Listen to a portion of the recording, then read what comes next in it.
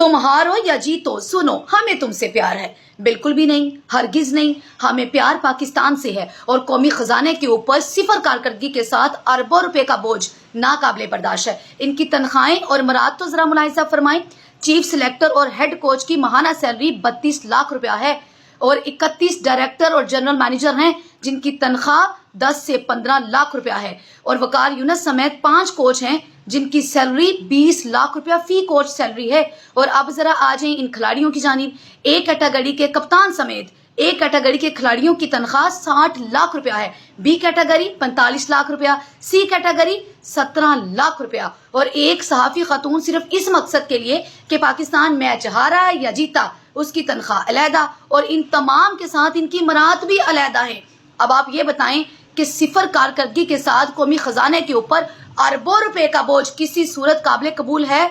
बिल्कुल भी नहीं। उस